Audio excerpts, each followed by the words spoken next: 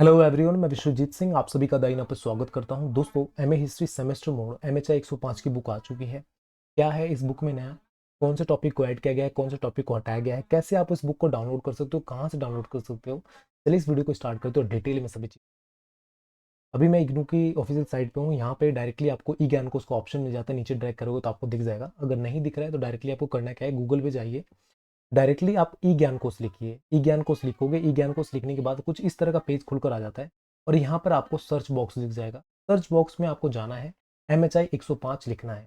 जैसे कि आप सभी स्टूडेंट जानते हैं कि जुलाई 2023 सेशन जो अभी चल रहा है 2023 के अंदर में, जुलाई 2023 सेशन से एम ए हिस्ट्री के कोर्स में कुछ बदलाव किया गया, जिसके बाद एम ए हिस्ट्री का जो पूरा कोर्स था एनुअल मोड से सेमेस्टर मोड के अंदर में चेंज कर दिया गया।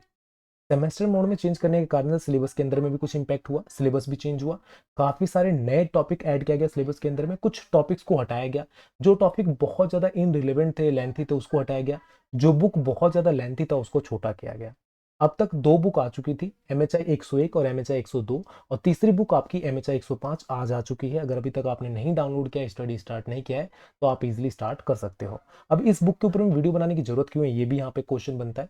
तो रीजन इसका ये है कि अभी तक मार्केट के अंदर में कोई बुक अवेलेबल नहीं है और बहुत सारे स्टूडेंट को इसके बारे में अवेयर नहीं है कि बुक कैसे डाउनलोड कर सकते हो, और बुक आई या नहीं आई उसके बारे में अपडेट नहीं है, जिसके कारण से हम यहाँ पे वीडियो लेकर आए हैं। और आपको थोड़ा सा डिटेल में एनालाइज करेंगे, कंपेयर भी करेंगे कि पीछे की बुक कैसी थी और अभी की बुक क्या है, दोनों के अंदर में किस तरह का कंपैरिजन है, किस तरह का चेंजेस हुआ है, ये भी आपको समझ में आ जाएगा। अब देखो यहाँ से आप बुक कैसे डाउनलोड करोगे, तो जैसे ही आप यहाँ पे सर्च इंजन के अंदर में एम एच आई 105 लिखोगे, आपका ये बुक खुलकर आ जाएगा। दोनों ऑप्शन है आपके पास में, हिंदी मीडियम इंग्लिश मीडियम दोनों का ऑप्शन है। आप जिस मीडियम के अंदर में कंफर्ट हो, आप इजी है आपके लिए पढ़ना, उस मीडियम में यहाँ पे डाउनलोड कर सकते हो। डाउनलोड कैसे करोगे? आप फॉर एग्जांपल हिंदी मीडियम के लिए डाउनलोड करना चाहते हो, क्लिक करो, यहाँ पे खुलकर आ जाएगा। और यहाँ पे जब खुलकर आएगा ना, तो यहाँ पे देखो आपकी जो पूरी बुक है ना, यूनिट में बटा हुआ है। ठीक है, जैसा पहला यूनिट खंड फर्स्ट, यूनिट फर्स्ट, जिसके अंदर हम पढ़ते हैं इतिहास लेखन, पर्यावरण और अर्थव्यवस्था के बारे में। तो एक यूनिट के अंदर में 4 चैप्टर है, तो पहला यूनिट अगर आप डाउनलोड करोगे तो उसके अंदर में चारों चैप्टर डाउनलोड हो जाएंगे एक बार में। खंड 2 के अंदर में 4-5 चैप्टर है, तो उसको डाउनलोड करोगे तो वो डाउनलोड हो जाएंगे। तो इस तरह से आप जितने भी यूनिट है ना इसके, उसको डाउनलोड कर सकते हो। ठीक है, पहला चीज। अब यहाँ पे पहला यूनिट के ऊपर में जब क्लिक करते हैं तो पहला यूनिट खुलकर आता है, और पहला यूनिट के अंदर में जितने चैप्टर है, देखो 3 चैप्टर दिख रहे हैं आपको। चैप्टर नंबर फर्स्ट, प्रारंभिक भारत का अर्थव्यवस्था का इतिहास लेखन, कि स्टार्टिंग के अंदर में भारत का अर्थव्यवस्था का इतिहास लेखन किस प्रकार का था, इसके बारे में पढ़ना है। मध्यकालीन अर्थव्यवस्था का इतिहास लेखन, पर्यावरण क्षेत्र और भारत का आर्थिक इतिहास लेखन, तो इसके बारे में। तो मतलब पहला यूनिट जो आपका हैगा, खंड 1 इतिहास लेखन पर्यावरण अर्थव्यवस्था, इसके अंदर में 3 आपको यूनिट पढ़ने हैं, जिसके अंदर में पहला चैप्टर, दूसरा चैप्टर और तीसरा चैप्टर, 3 चैप्टर यहाँ पे आ जाते हैं। तो 3 लेसन यहाँ पे आपको कवर करने हों। तो इस तरीके से आप यूनिट वाइज इसको डाउनलोड कर सकते हो। इस पर क्लिक करने के बाद डायरेक्टली आपको डाउनलोड का ऑप्शन मिल जाता है, यहाँ से आप डाउनलोड कर सकते हो। चलिए अब थोड़ा सा डिस्कस करते हैं कि इस बार के सिलेबस में क्या अपडेट किया गया और पीछे के सिलेबस से अगर कंपेयर करें तो क्या चेंजेस आपको देखने के लिए मिल जाता है। तो सबसे मेन चीज़ क्या है ना, अगर मैं आपको थोड़ा सा फर्स्ट पेज जो है, फर्स्ट पेज का जो सिनेरियो हमें देखने के लिए मिलता है ना, इमेज देखने के लिए मिलता है, वो अपडेट किया गया है। ठीक है, नाम के साथ साथ में जैसे आप देखोगे M H I 105 history of Indian economy 1। अब यहाँ पे 1 का क्या मतलब है, तो पहले जो एम एच आई 05 था ना आपका, M H I 05 annual mode के अंदर में, वो बहुत ही लेंथी बुक था। उसके अंदर हम एक लंबे टाइम पीरियड को कवर करते थे, आरंभ से, अर्लियर टाइम से लेकर हम पूरा जो करंट टाइम होता था ना 1945 1950 तक का, उस टाइम पीरियड को हम कवर करते थे। ठीक है, मतलब आरंभिक काल से 1950 तक के टाइम पीरियड को हम कवर करते थे। पर उसके कारण से क्या होता था, बच्चों के नंबर अच्छे नहीं बन पाते थे। जो भी स्टूडेंट एम हिस्ट्री के अंदर में पढ़ रहे थे, एम एच आई 05 था, वो अच्छे नंबर गेन नहीं कर पाते थे, क्योंकि एक लंबा टाइम पीरियड को कवर करना, ठीक है, और उसको कवर करने के कारण ना कुछ चीजें छूट जाती थी, अच्छे से हम कवर नहीं कर पाते थे। अब यहाँ पे क्या किया गया, सेमेस्टर मोड के अंदर में इस बुक को 2 पार्ट में बांट दिया गया।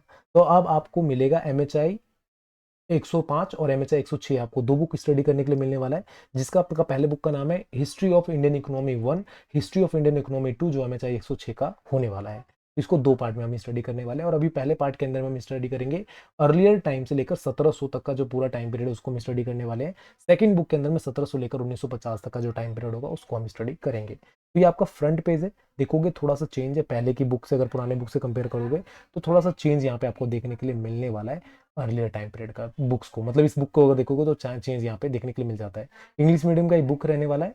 अगर मैं आपको हिंदी मीडियम की बुक दिखाऊं तो सेम यहाँ पे भी है। ठीक है, भारतीय अर्थव्यवस्था का इतिहास 1 प्रारंभ से, ठीक है, 1700 तक का आपको टाइम पीरियड को कवर करना है। इसके अंदर में मैं बात करूँ तो सेम चीज़ यहाँ पे, जो पहला पेज है फ्रंट पेज सेम ही रहने वाला है, कोई ज़्यादा इसमें चेंजेस नहीं है।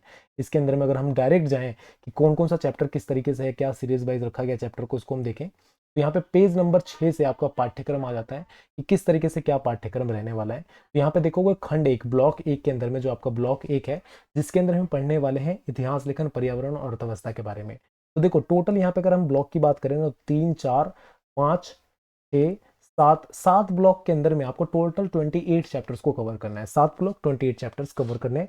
पर वहीं पर अगर आप कंपेयर करोगे ना कि पहले की बुक में कितना ब्लॉक्स था, तो 1 2 3 4 5 6 7 7 ब्लॉक पहले भी आते थे, पर आपको 7 ब्लॉक के अंदर में टोटल 39 चैप्टर को कवर करना पड़ता था। और वहां पे 39 चैप्टर के अंदर में आपका जो बुक है वो एक ही पार्ट के अंदर में स्टडी, मतलब आप आरंभ से लेकर 1950 तक का जो पूरा टाइम पीरियड है उसको यहाँ पे कवर करते थे। पर यहाँ पे अब क्या हुआ है कि इसको 2 पार्ट में बांट दिया गया, कुछ नए टॉपिक्स को ऐड किया गया। ठीक है, नए टॉपिक ऐड किया गया तभी तो इसके अंदर में 28 चैप्टर है, और सेकंड जो बुक है वो भी आपके पास है, वो भी लेंथी बनेगी। ठीक है, तो यहाँ पे नए टॉपिक्स को ऐड किया गया है। किस तरीके से कौन से नए टॉपिक है उसको भी हम यहाँ पे देखने वाले हैं। देखो सबसे पहला अगर हम बात करें, सबसे पहला जो आपका ब्लॉक आता है, यूनिट जो ब्लॉक कह लो, खंड 1 कह लो, जिसके अंदर हम पढ़ने वाले हैं इतिहास लेखन, पर्यावरण और अर्थव्यवस्था के बारे में। यहाँ पे हम 3 चैप्टर को इसके अंदर में कवर करते हैं। प्रारंभिक भारत की अर्थव्यवस्था का इतिहास लेखन, मध्यकालीन अर्थव्यवस्था का इतिहास लेखन और पर्यावरण, भारत और अर्थव्यवस्था का इतिहास लेखन। अगर आप पहले से कंपेयर करो तो थोड़ा सा नाम में चेंज है। पहले के नाम होते थे पूर्व उपनिवेशिक उपनिवेशिक अर्थव्यवस्था का इतिहास लेखन। ठीक है, यहाँ पे उपनिवेशिक को हटा दिया गया। यहाँ पे आरंभिक भारत, जो स्टार्टिंग का भारत था ना, उसका इतिहास लेखन किस तरीके से लिखा गया, किस तरीके से अर्थव्यवस्था का इतिहास लेखन को प्रेजेंट किया गया। देखो हर एक सेक्टर का ना अलग तरीके से इतिहास को लिखा जाता है। अगर आप राजनीतिक विषय के बारे में बात करो तो राजनीतिक का इतिहास लेखन को प्रेजेंट करने का तरीका अलग होता है। अगर आप अर्थव्यवस्था की बात करते हो, इकोनॉमी की बात करते हो, तो उसका प्रेजेंट करने का तरीका अलग होता है। संस्कृति की बात करते हो तो उसका प्रेजेंट करने का अलग होता है तरीका। ठीक है, यहाँ पे अलग अलग तरीके से इतिहास को प्रेजेंट किया जाता है। तो यहाँ पे हम बात करने वाले हैं कि इतिहास लेखन किस प्रकार से लिखा गया, पर्यावरण किस प्रकार का था और अर्थव्यवस्था किस प्रकार का था, इसके बारे में हम बात करेंगे। तो पहला जो चैप्टर आता है आपका यूनिट फर्स्ट, जिसके अंदर हम बात करते हैं प्रारंभिक भारत की अर्थव्यवस्था का इतिहास लेखन। अर्थव्यवस्था जो था स्टार्टिंग का, इकोनॉमी जो भारत की थी, उसका इतिहास किस प्रकार से तैयार किया गया। मध्यकालीन मिडाइवल भारत का इतिहास लेखन किस प्रकार से हुआ अर्थव्यवस्था का। और पर्यावरण क्षेत्र जो है भारत का, ठीक है, इन्वायरमेंट, उसका इतिहास लेखन, आर्थिक इतिहास लेखन का संबंध किस प्रकार का था, किस तरीके से उसको लिखा गया। यहाँ पे हम 3 चैप्टर को इसके अंदर में कवर करते हैं यूनिट फर्स्ट के अंदर में, ब्लॉक फर्स्ट के अंदर में। खंड 2 की अगर हम बात करें तो यहाँ पे आपका दूसरा जो खंड आता है, यहाँ पे आता है प्रारंभिक अर्थव्यवस्था की संरचनाओं का उदय। अब यहाँ पे कंपेयर करोगे ना, पहले यूनिट को अगर हम कंपेयर करें, पहले ब्लॉक को कंपेयर करें खंड 1 को, तो पहले खंड के अंदर में हम यहाँ पे 3 चैप्टर पढ़ रहे हैं, जबकि पुराने बुक सिलेबस के अंदर में आप पहले खंड के अंदर में 4 चैप्टर पढ़ते थे। ठीक है, एक चैप्टर कौन सा हट गया, तो औपनिवेशिक अर्थव्यवस्था का इतिहास लेखन जो था वो हटा दिया गया। बाकी सिमिलर, ये ज्यादा उसके अंदर में चेंजेस नहीं हुआ है। ये पहले वाला चैप्टर जैसे प्रारंभिक है तो प्रारंभिक उसमें भी था, प्राचीन काल था। दूसरा वाला मध्यकालीन, उसमें मध्यकालीन था। यहाँ पे जो औपनिवेशिक अर्थव्यवस्था का इतिहास लेखन था उसको हटा दिया गया है। अब हटाने का मतलब नहीं है कि वो चैप्टर ही गायब कर दिया गया है। उस टॉपिक्स को क्या किया गया है कि इन तीनों चैप्टर के अंदर में थोड़ा थोड़ा करके बांट दिया गया है, जिसके कारण से आप उस टॉपिक को इन तीनों चैप्टर के अंदर में स्टडी कर सकते हो। थोड़ा छोटे टॉपिक के तौर पर यहाँ पे स्टडी करने के लिए मिल जाएगा। अब यहाँ पे हम खंड 2 की बात करें तो प्रारंभिक आर्थिक संरचनाओं का उदय, किस प्रकार से आर्थिक संरचनाओं का उदय हुआ। तो यहाँ पे ये नाम है आपका, पुराने वाले सिलेबस में नाम था जटिल अर्थव्यवस्था का उद्भव एवं संरचना। नाम ज्यादा कोई डिफरेंस नहीं है। प्रारंभिक आर्थिक संरचना का उदय, जो स्टार्टिंग की आर्थिक संरचनाएं थी ना, किस तरह से आर्थिक जनरेट हो रहा है, इकोनॉमी किस तरह से बढ़ रही है, बूस्टअप कर रही है, ठीक है, कैसा फाइनेंस बन रहा है, उसका संरचनाएं किस तरह की थी आरंभ की, उसके बारे में यहाँ पे हम डिस्कस करते हैं। तो यहाँ पे 2 चैप्टर आते हैं, जबकि पहले पुराने बुक के अंदर में टोटल यहाँ पे 5 चैप्टर आपको देखने के लिए मिल जाता था, जिसके अंदर हम कृषि के बारे में बात करते हैं। यहाँ पे भी कृषि के बारे में बात कर रहे हैं। तो पशुपालन के बारे में बात कर रहे हैं तो वहाँ पे भी पशुपालन के बारे में बात करते हैं। शिल्प उत्पादन के बारे में बात करते हैं तो शिल्प उत्पादन के बारे में भी यहाँ पे भी हमें देखने के लिए मिल जाता है। तो पहले 5 चैप्टर आते थे, यहाँ पे 2 चैप्टर में आपका दूसरा जो ब्लॉक है वो खत्म हो जाता है, खंड खत्म हो जाता है। तो यहाँ पे आप बात करोगे कृषि उद्भव के बारे में। कृषि का उद्भव किस प्रकार से हुआ, विस्तार किस प्रकार से हुआ, क्योंकि कृषि कहीं ना कहीं आर्थिक अर्थव्यवस्था के अंदर में, जो आर्थिक अर्थव्यवस्था होती है, आर्थिक इतिहास है, उसके अंदर में एक इंपॉर्टेंट रोल प्ले करता है। कहीं ना कहीं कृषि जो है एक आर्थिक विकास का दर तौर तय करता है। इसके कारण से कृषि उद्भव जानना बहुत ज्यादा जरूरी है। आरंभिक काल में पशुपालन एक इंपॉर्टेंट था मार्ग, जिससे हमारी आर्थिक संरचना विकसित हो सकती थी, आर्थिक संरचना बढ़ सकती थी। पशुपालन एक इंपॉर्टेंट मार्ग था। ठीक है, नगरीकरण, जिसके कारण से नगर का विकास हुआ, आर्थिक संरचनाओं का विकास हुआ, इसके बारे में यहाँ पे हम स्टडी करते हैं। यूनिट सेकेंड, मतलब यहाँ पे जो आपका खंड 2 है, इसके अंदर में 2 चैप्टर आते हैं, चैप्टर नंबर 4, चैप्टर नंबर 5, जहाँ पे हमने पहला चैप्टर को डिस्कस किया। दूसरा अगर हम बात करें चैप्टर नंबर 5 का, तो ये जो उपमहाद्वीपीय कृषि पशुपालन समुदाय है, उसका प्रारंभ में जो प्रथम 17वीं शताब्दी की अगर हम बात करें, बीसी से लेकर मध्य पुरातात्विक और भौगोलिक अध्ययन किस प्रकार से हुआ, जो वहाँ पे जो पूरा जो उपमहाद्वीप जो पूरा क्षेत्र है भारत का, वहां पे कृषक और पशुपालन समुदाय का प्रारंभ किस प्रकार से हुआ, विकास किस प्रकार से हुआ, और एक लिमिटेड टाइम पीरियड के अंदर में किस आधार पर किस तरह से विकसित होता चला गया, इसके बारे में यहाँ पे हम डिस्कस करते हैं।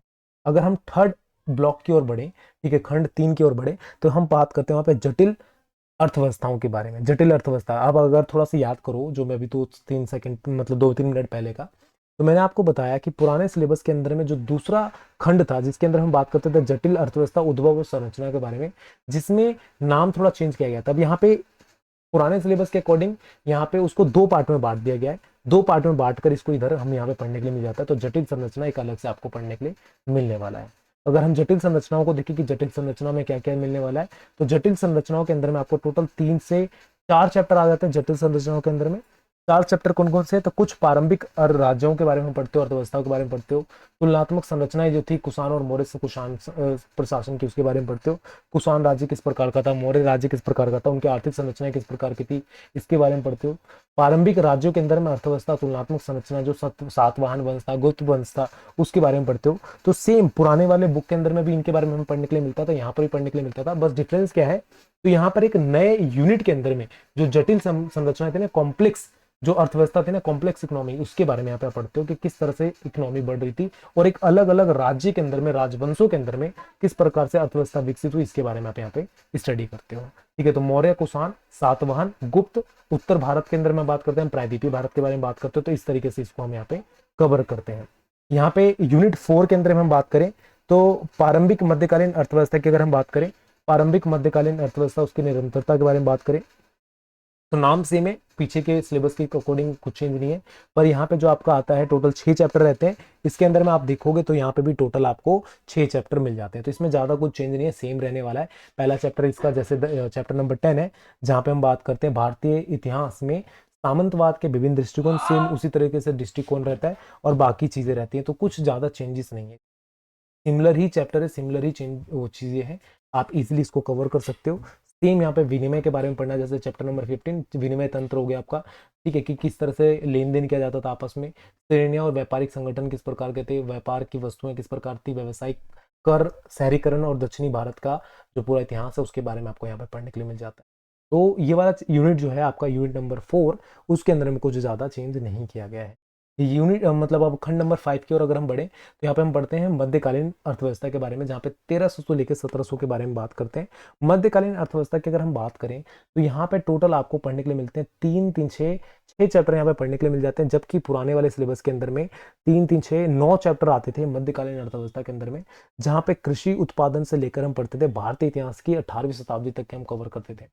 पर जबकि यहाँ पे हम 1300 से लेकर 1700 तक के ही टाइम पीरियड को कवर कर रहे हैं, और 6 चैप्टर यहाँ पे रहने वाले हैं, जिसमें कृषि उत्पादन किस प्रकार से विकसित हुआ, कृषि का संबंध उत्तर भारत से, दक्षिण और दक्षिण और दक्षिण से किस प्रकार का संबंध है, गैर कृषि उत्पादन का विकास किस प्रकार से हुआ, शिल्प उत्पादन का विकास किस प्रकार से हुआ, राष्ट्र प्रणाली उत्तर भारत में किस प्रकार की थी, राष्ट्र प्रणाली दक्षिण में किस प्रकार की थी, दक्षिण भारत के अंदर में किस प्रकार की थी, इसके बारे में स्टडी करने के लिए हमें मिल जाता है। पुराने वाले सिलेबस के अंदर में अगर कंपेयर करो तो थोड़ा सा चेंज किया गया है, इसको कुछ टॉपिक्स को हटाया गया है। पुराने वाले सिलेबस के अंदर में हम 18वीं शताब्दी तक को हम कवर करते थे, जबकि यहाँ पर हम 1700 तक का टाइम पीरियड को कवर करने वाले हैं। कम टाइम पीरियड के अंदर में ज्यादा टॉपिक्स यहाँ पे आपको मिलने वाला है। कुछ अगला यूनिट की ओर अगर हम बढ़े तो यहाँ पे खंड 6 के अंदर में आता है व्यापार, तकनीक और शहरीकरण के बारे में। पहले यहाँ पे आपको व्यापार और बाजार के बारे में पढ़ने के लिए मिलता था, जिसके अंदर में जो व्यापारी और बाजार व्यवस्था किस प्रकार की 1857 किसके बारे में पढ़ने के लिए मिलता था। तो इन टॉपिक्स को हटा दिया गया है। जो अगला बुक आएगा ना इसका पार्ट 2, उसके अंदर में ये टॉपिक रहने वाले हैं। यहाँ पर आपको व्यापार, तकनीक और शहरीकरण के बारे में पढ़ेंगे। जो आंतरिक और समुद्री व्यापार था 1300 से लेकर 1700 के टाइम पीरियड के अंदर में, वो किस प्रकार से विकसित हुआ, व्यवसायिक गतिविधि और मुद्रा व्यवस्था किस प्रकार की थी, किस तरह से मुद्रा का प्रचलन हुआ, इसके बारे में पढ़ते हैं।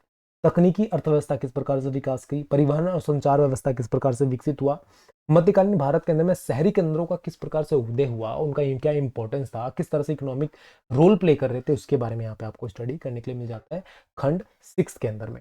खंड 7 जो आपका आखिरी खंड है, जिसके अंदर हम महिलाओं और तथा अर्थव्यवस्थाओं के बारे में पढ़ते हैं। ये टॉपिक इसके अंदर में पहले नहीं था, पर यहाँ पे ऐड किया गया है, जिसके अंदर महिला एवं श्रम के बारे में हम बात करते हैं कि महिलाओं का क्या योगदान था श्रम के अंदर में। ठीक है, महिलाओं की क्या भागीदारी थी श्रम के अंदर में, किस तरह से महिलाएं पार्टिसिपेट करी थी श्रम के लिए, लेबर वर्क के लिए। ठीक है, किस तरह से महिलाएं घर से बाहर निकली, उसको हम कवर करते हैं। तो पहले हम यहाँ पे बात करेंगे कि आरंभ से लेकर 1300 तक का जो टाइम पीरियड था, उसके अंदर महिलाओं का क्या रोल था। दूसरा जो चैप्टर होगा, लास्ट चैप्टर 28, जिसमें हम बात करेंगे 1300 से लेकर 1700 के टाइम पीरियड के बीच में महिलाओं का क्या योगदान रहा। तो दोनों यहाँ पे हम कवर करने वाले। तो आप ये कहोगे ना, जो खंड यहाँ पे जो खंड 6 और खंड 7 है, ये दोनों नए हैं आपके नए सिलेबस के अकॉर्डिंग में, यहाँ पे चीजें रहेंगी। ज्यादातर टॉपिक सेम है, सिमिलर है, कुछ ज्यादा चेंज नहीं है, बट कुछ नए टॉपिक्स के साथ में यहाँ पे एंड किया गया आपके इस चैप्टर को, इस पूरे बुक को। बुक इंपॉर्टेंट है एमएचआई 105 का, और अच्छा नंबर लाने के लिए ना इस बुक को अच्छे तरीके से डिजाइन किया गया है। जो नए टॉपिक्स हैं, एक तरीके से ये बोल सकते हो कि इंटरलिंक करते हैं, हर एक चैप्टर दूसरे चैप्टर से इंटरलिंक करता है। इंटरलिंक का मतलब क्या, एक चैप्टर जहां पर खत्म हो रहा है ना, वहीं पर दूसरे चैप्टर की स्टोरी शुरू हो रही है। तो इजी रहता है, इजी टू कनेक्ट रहता है स्टडी करते समय। जब भी आप स्टडी करोगे तो आप इजीली अपने आप को कनेक्ट कर पाओगे दूसरे चैप्टर से। पर यहाँ पे प्रॉब्लम ये रहता है कि अगर मान लो मैंने एक वीडियो बना रखी है, दूसरी वीडियो बना रखी है, आपने तीसरे चैप्टर की वीडियो देख रहे हो और पहला दूसरा नहीं देखा, तो आपको तीसरा चैप्टर समझ में नहीं आएगा, थोड़ा सा आपको प्रॉब्लम फेस करना पड़ेगा। ठीक है, तो पीछे की स्टोरी जानने के लिए आपको सीरियल वाइज आपको चैप्टर्स देखने की जरूरत पड़ने वाली है। तो अभी तक एमए हिस्ट्री सेमेस्टर मोड के 3 बुक आ चुकी है, एमएचआई 101, एमएचआई 102 और एमएचआई 105। अगर अभी तक आपने स्टडी नहीं स्टार्ट किया तो रिक्वेस्ट यही रहेगा, स्टडी स्टार्ट कर लीजिए, टाइम से टाइम स्टडी कीजिए, जिससे आपका जो सिलेबस है टाइम से कंप्लीट हो सके। और एमएचआई 101 का जो आपका सिलेबस का है, ऑलरेडी मैंने 12 चैप्टर करवा रखा है, द इन ऐप के ऊपर में उसकी वीडियो मिल जाएगी। अगर अभी तक आपने वीडियो नहीं देखी है तो जाकर वहाँ पे देख सकते हैं, आपको बहुत सारी इन्फॉर्मेशन वहाँ पर मिलने वाली है। तो चलिए मैं वीडियो यहाँ पे एंड करूँगा। Thank you so much for watching me, thank you so much for listening me, bye bye, take care, all the best. अगर आपके मन में कोई डाउट हो, कोई क्वेश्चन हो, कोई क्वेरी हो, तो आप उसको क्वेश्चन रेज कर सकते हो, और आप ब्लॉक वाइज चैप्टर को डाउनलोड कर सकते हो, और आपको जो चैप्टर है, पूरा बुक है, आपको हमारे टेलीग्राम ग्रुप में भी मिल जाएगा, वहाँ से भी आप जाके ले सकते हो। तो वीडियो एंड करते हैं। Thank you so much watching me, thank you so much for listening me, bye bye, take care, all the best.